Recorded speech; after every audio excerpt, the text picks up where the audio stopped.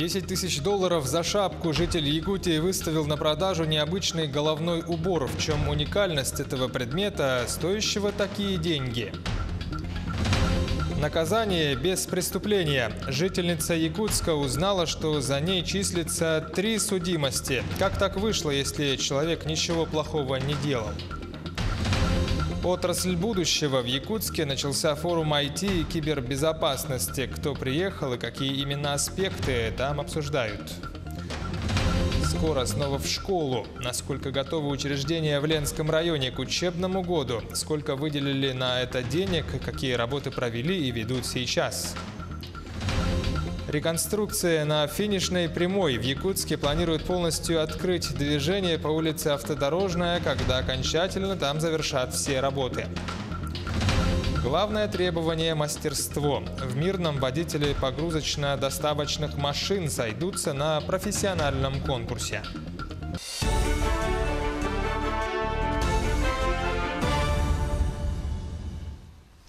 Это телеканал «Якутия-24», прямой эфир. С вами Влад Давыдов и программа «Итоги дня».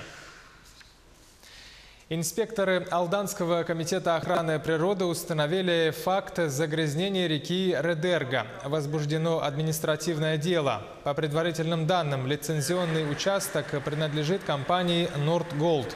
Об этом нашему телеканалу сообщили в Минэкологии Республики. Сообщается, что примерно в 2 километрах от устья реки Редерга, ниже от участка горных работ, зафиксировано поступление загрязненных вод. Они вытекали из дамбы нижнего отстойника. В ведомстве уточнили, что нарушители забирали чистую воду и, использовав в производстве, на выходе сливали грязные стоковые воды обратно в реку. За неделю в Нерюнгри произошло сразу несколько пожаров. 9 августа загорелся дом по Южно-Якутской, а 14 числа ЧП случилось в доме по улице Комсомольской. Днем позже огонь уничтожил еще один дом по Южно-Якутской улице. К счастью, дома пустовали. Жильцов расселили давно, а эти объекты подлежали сносу. Но в связи с систематическими пожарами администрация города выступила с официальным заявлением о том, что муниципалитет не имеет к возгораниям никакого отношения. В причинах этих пожаров будут разбираться органы правопорядка. Городская администрация считает, что это не случайные пожары. Скорее всего, это поджоги. Но утверждать это наверняка не могу, поэтому городской администрации написано обращение в органы внутренних дел. Конкретно это Нерюнгрийский отдел внутренних дел по Нерюнгрийскому району, для того, чтобы они провели проверку и приняли соответствующее решение. Жительница Якутска Юлия Звягина пытается доказать свою невиновность. Это длится уже более 3 месяцев. А дело в том, что весной этого года женщина решила сменить место работы. Обычное, казалось бы, дело, но ее почему-то не взяли. Причина стала для этой гражданки настоящим шоком. Она вдруг узнала, что за ней уже несколько лет числится аж 3 судимости. Как так вышло, если человек ничего плохого не сделал? В возмутительной истории разбирался наш корреспондент Александр Зубейхин. По базе грабитель и вор. На деле законопослушный гражданин. Официальная работа, 2 детей и муж. В Москве Юлия никогда не была. Однако именно там много лет назад произошел случай, который стал отправной точкой всей истории. Ко мне приехали с милиции, говорят, так и так, позавчера в Москве совершили кражу. Потом по факсу пришла фотография, это была моя соседка. Я говорю, это не я, вы же сами видите. Они говорят, да, просто мне объяснительно взяли, меня отпустили. И когда вот эту справку я взяла, сразу поняла, что это моя соседка. Могла только по моим данным. Так представиться и сидеть там, даже сроки отбывать. Здесь, на Лонгинова, 29/2, проживали Юлия и ее соседка Ирина. В детстве они дружили и проводили время вместе. Поэтому соседка могла знать персональные данные Юлии, в том числе ее дату рождения и место регистрации. Правоохранительная система дала сбой. Восстанавливать доброе имя никто не спешил. В прокуратуре сказали, говорят, мы ничего не можем сделать. В информационном центре идти, сами разбирайтесь в Москву. Не могла оттуда устроиться из-за этой судимости всех. Просто шоковое состояние было вообще, конечно. Человек не отбывал, а они говорят, мы что сделаем, все ваши данные вы сидели, извините. Напрашивается вопрос, как такое могло произойти. Прокуратура Москвы предоставила республиканским коллегам сведения, согласно которым в уголовных делах по обвинению Звягиной имеется копия заявления формы 1П. Именно на основании этого документа на этапах расследования и рассмотрения уголовного дела и идентифицировали личность виновного лица. Для оформления паспорта заполняется форма 1. Она называется «Заявление об обмене, замене паспорта гражданина Российской Федерации». И обязательно вклеивается вот сюда в левом углу, получается фотография 3,5 на 4. Это на выбор гражданина либо цветная, либо черно-белая предоставляется. Черно-белая ксерокопия данного документа направляется по запросу в правоохранительные органы. Откопировав на обычном каноне, ксерокопию делали и направляли раньше в судебные органы, то есть инициатору запроса. Раньше направлялась форма 1 без приложения фотографии, поэтому, возможно, могли быть какие-то уже нестыковки, будем так говорить, да, то есть когда нечетко видна фотография, но это в исключительных случаях. Случай Юлии как раз оказался из их числа. После безнадежных попыток объясниться с потенциальными работодателями, женщина обратилась к уполномоченному по правам человека. И дело, наконец, сдвинулось с мертвой точки. Мы достигли понимания со стороны генерального директора медицинского центра. И в настоящее время Юлия Михайловна, она работает в медцентре, в прачечной, где она, по заявлению обращалась и ранее получила устный отказ. Но найти работу – полдела. Борьба за права Звягиной продолжается. Сейчас проверку проводит прокуратура Москвы. Александр Зубехин, Павел Пахомов, Делус Иннокентьев, Георгий Григорьев, Якутск. В столице региона начался второй межрегиональный форум IT и кибербезопасности под названием «Айсберг». Участвуют более 200 специалистов из Якутии и около 3 десятков экспертов международного уровня. 3 дня все они будут коллективно обсуждать основные вопросы и проблемы вокруг этой важной отрасли. Сюжет Анастасии Кобызевой. Форум IT и кибербезопасности проходит в Якутске не случайно. Республика – лидер в Дальневосточном федеральном округе по развитию информационных технологий и цифровой экономики, считает исполняющий обязанности председателя правительства республики Владимир Солодов. На цифровые технологии и креативную экономику возлагают большие надежды. Именно им будет отведена особая роль при разработке стратегии развития республики. Многие сложности развития экономики в республике связаны с объективным удорожанием процесса производства физических товаров и их транспортировки. Тем самым нам нужно производить то, на что мы не тратим деньги при транспортировке. И в первую очередь продукты цифровые. Поэтому для нас это в любом случае приоритет первого порядка. Цифровой спорт – отдельный сектор креативной экономики. В рамках форума прошел чемпионат по киберспорту по дисциплине Dota 2. Команды борются за главный приз – 50 тысяч рублей. Безусловно, сегодня огромное количество ребят увлечены в этот процесс. И наша задача, я думаю, создать условия для их развития, для их реализации. Да? Потому что для многих это же не просто увлечение. Это реальная возможность выстроить свою профессиональную карьеру в гейм-индустрии. Да? На форум приехали и эксперты международного уровня. Это компании Huawei, Ростелеком, Epson и другие. Каждая показала свои проекты и продукты. Крупнейшая компания принтеров и сканеров Epson презентовала свою новейшую разработку – супербыстрый принтер. Он распечатывает 100 листов формата А4 за 1 минуту.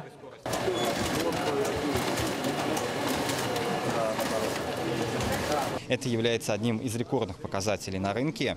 В совокупности с низкими эксплуатационными затратами на обслуживание и поддержание данного класса оборудования, это решение является одним из самых экономичных и выгодных для многих компаний, как госсектора, так и сегмента образования, сегмента медицины.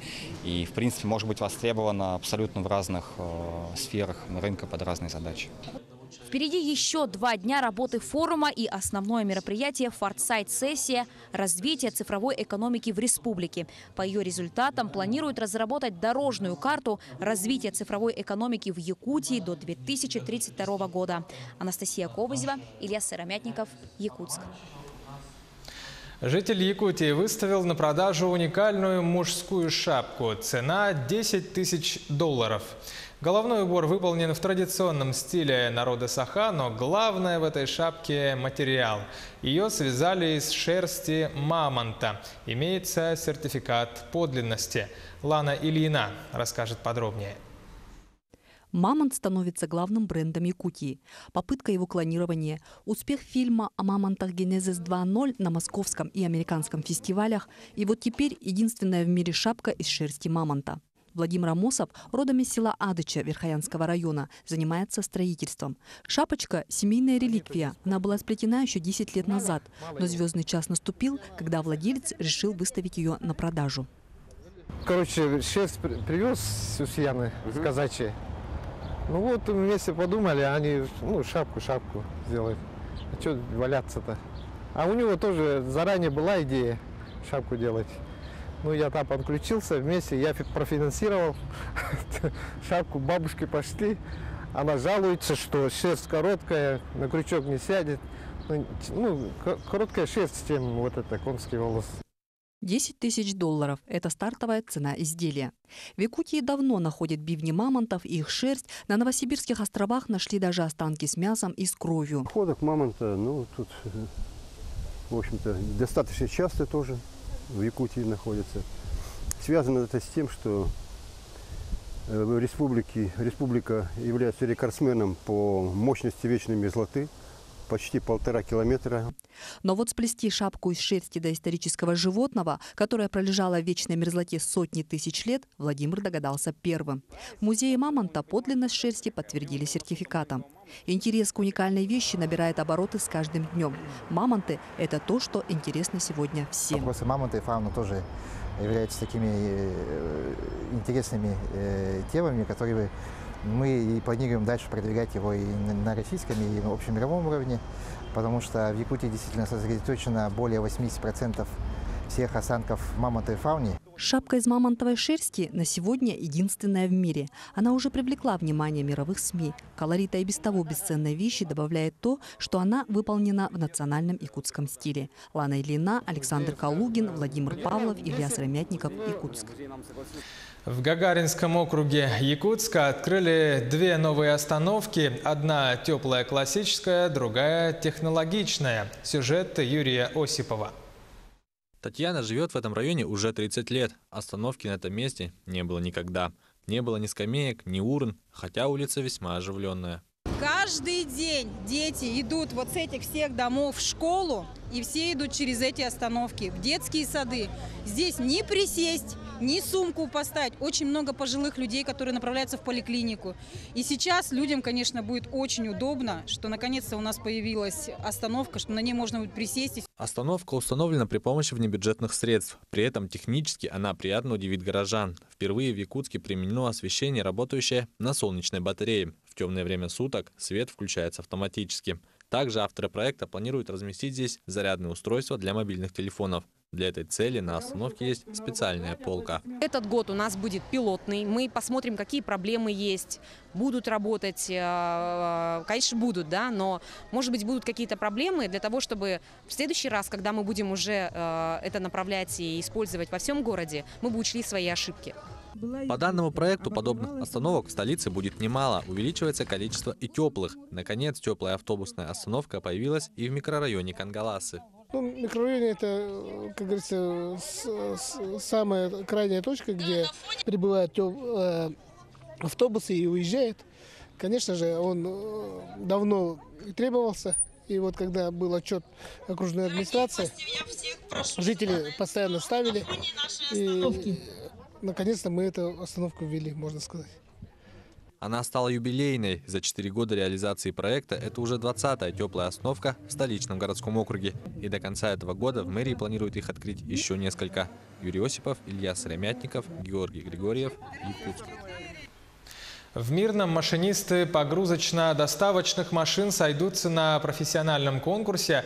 В этот раз соревнования проведут в Удачном. Кто поедет от Мирнинского комбината и какие качества требуются от машинистов, узнали коллеги в алмазной столице. Эти машины – главные рабочие лошадки под землей. Своими большими ковшами они забирают алмазосодержащую породу и отвозят ее к пункту подъема на поверхность. Не просто такой махине продвигаться по узким коридорам шахты. От водителя требуется высочайшее мастерство, чтобы не повредить ее и коммуникации во время движения. 3 года назад для этой профессии устроили конкурс на выявление лучших. Теперь он проходит ежегодно. Мои коллеги рассказывали много об этом конкурсе. Мне просто захотелось проверить свой вот эти профессионализм в работе машиниста ПДН. Второй участник команды Мирнинского комбината Сергей Онищук. Он опытный сотрудник. В позапрошлом году в этом же конкурсе занял 2-е место. Говорит, до 1-го не хватило везения.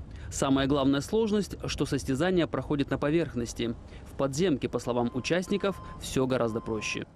Под землей ты, когда машина загружена, ковш большой, все это, ты ориентируешься практически только по бортам и по кровле, получается. И все, а тут ориентиров практически нету, нет ощущения машины такой.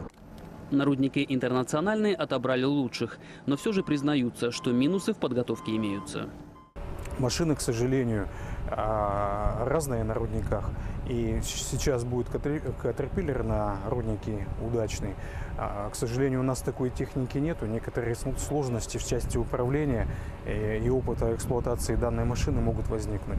Времени на подготовку здесь нету, поэтому у команды удачного здесь будет небольшое, я думаю, преимущество. Так это или нет, покажет сам конкурс. Но участники из Мирного уверены, непривычная для них техника на их победу не повлияет. Роман Муконин, Артур Голиков, телеканал «Алмазный край». Якутский фильм «Царь-птица» производства «Сахафильма» получил приглашение на участие в Монреальском международном кинофестивале. Он пройдет с 28 августа по 3 сентября в Канаде. Монреальский кинофестиваль входит в состав 15 аккредитованных фестивалей, таких как Берлинале, Каннский фестиваль и многие другие. Добавим, что фильм «Царь-птица» будут показывать с 19 сентября во всех кинотеатрах Якутска и республики. Так, у нас хорошая новость среди якутских кинематографистов, и вообще победа всей республики, я думаю. Мы сегодня получили приглашение, уже официально прошли на кинофестиваль «Монреаль». Я думаю, победа не то, что это одного фильма, а всего протяжении 25 лет, 26 лет отрасли кинематографии, киноиндустрии. Я думаю, это вся наша победа. Сейчас короткая пауза, 1,5 минуты. Оставайтесь с нами и смотрите во второй части программы «Итоги дня». Скоро снова в школу. Насколько готовы учреждения в Ленском районе к учебному году, сколько выделили на это денег, какие работы провели и ведут в данное время. Реконструкция на финишной прямой. В Якутске планируют полностью открыть движение по улице Автодорожная, когда окончательно там завершат все работы. Главное требование – мастерство. В Мирном водители погрузочных машин сойдутся на профконкурсе.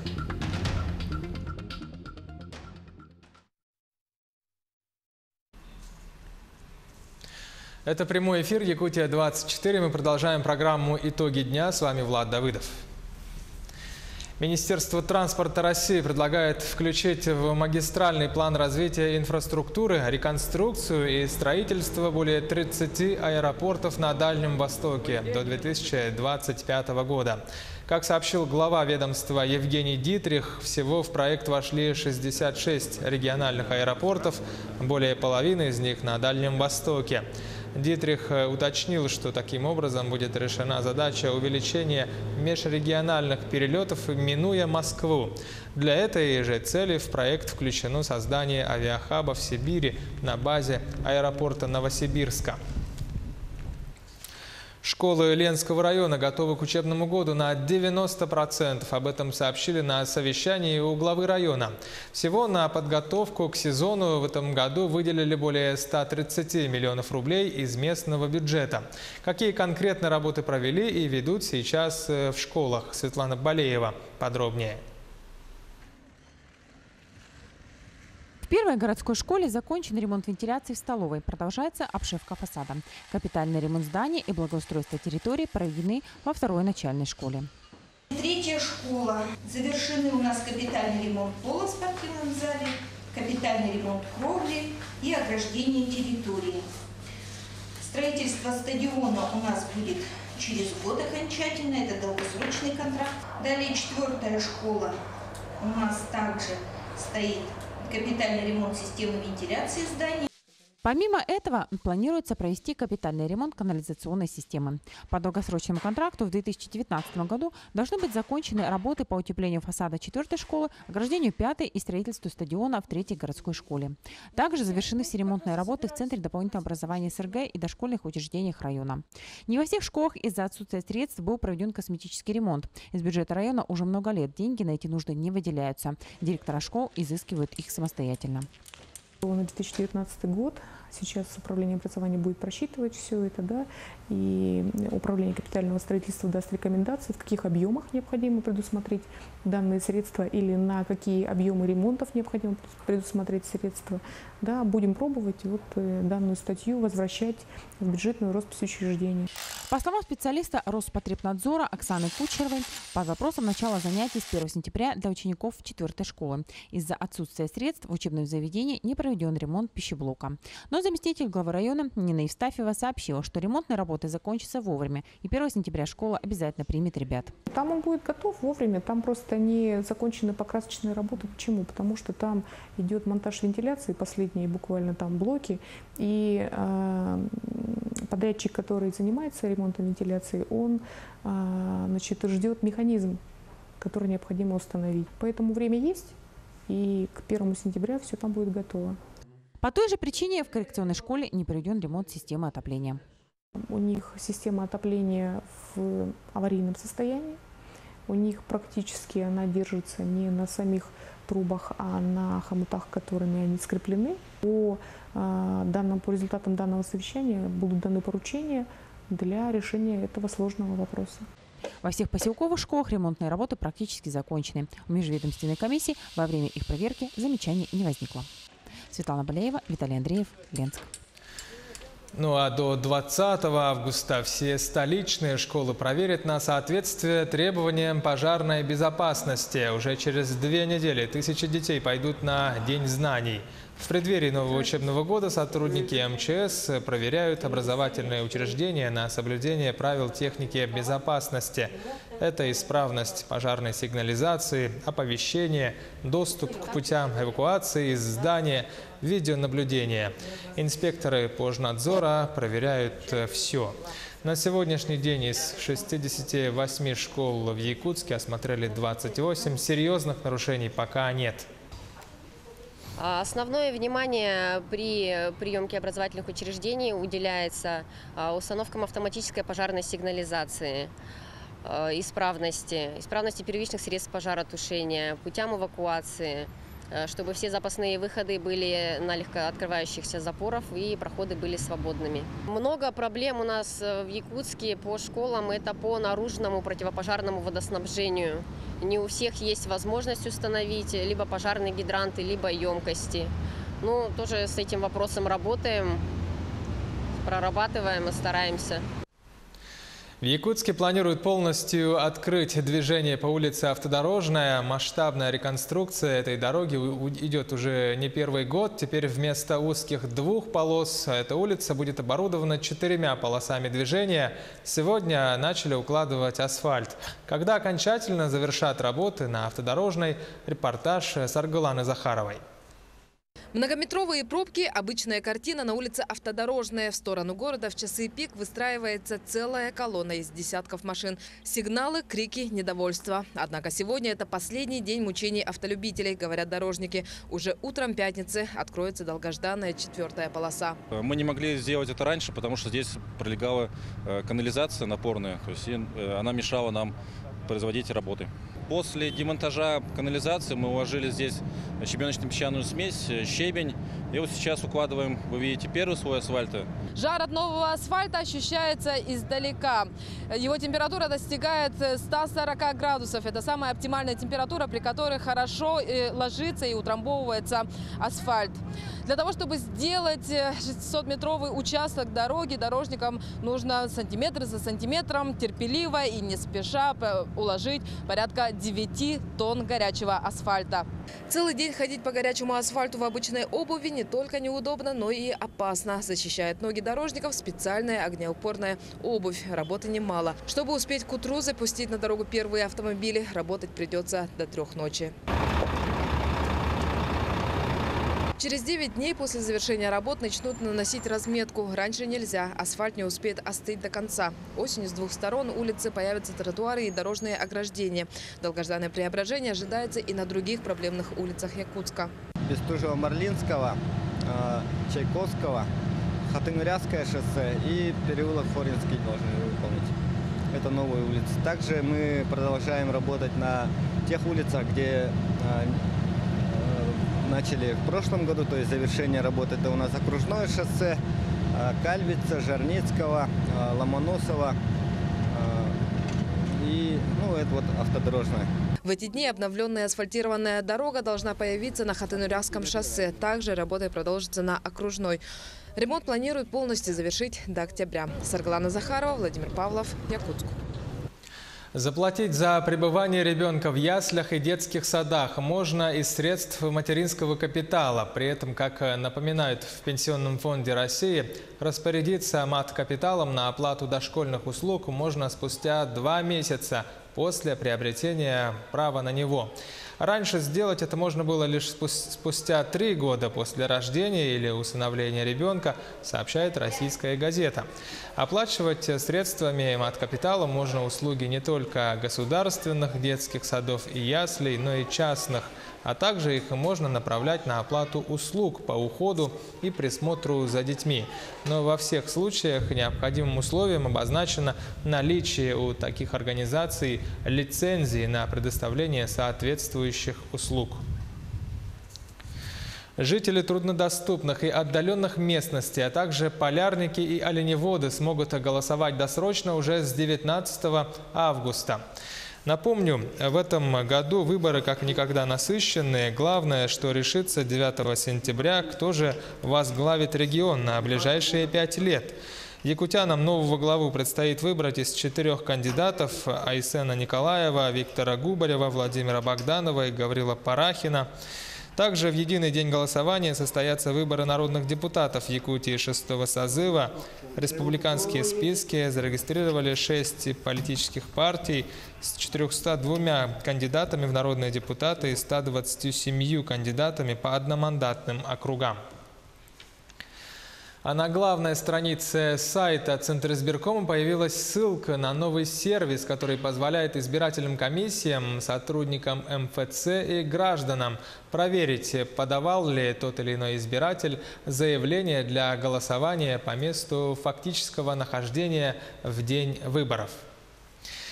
К другим новостям, около 150 женщин смогли пройти бесплатный медицинский осмотр в Якутске. Полезное дело организовали в рамках 1-го съезда женщин республики. Сюжет Анастасии Даниловой. Ритм современной жизни не оставляет большинству работающих женщин времени на визиты к врачам. А жительницам Дальнего Севера попасть к узкому специалисту зачастую просто невозможно. Я к мамологу попала через 4 года. Вот так. Спустя 4 года, потому что для того, чтобы попасть к мамологу в Якутске, нам надо взять направление. Это в Улусном центре. Это надо проходить все анализы. Участниц форума осмотрели акушер-гинеколог, маммолог, невролог и другие специалисты. У большинства из осмотренных женщин были выявлены заболевания. В частности, они были у меня. Врач-офтальмолог осмотрел на сегодняшний день около 30 женщин. Конечно, проблемы есть, но у некоторых выявлена, допустим, глаукома. Да? Глаукома не обследована. А так как мы знаем, что глаукома коварная вещь, да? Поэтому если мы упустим, женщины уедут по улусам. Женское здоровье – это не только работа внутренних органов, но и уход за телом, правильное питание и внешний облик. 5 ступеней к красоте – это обязательно правильное питание, водный баланс, гимнастика для лица, самомассаж,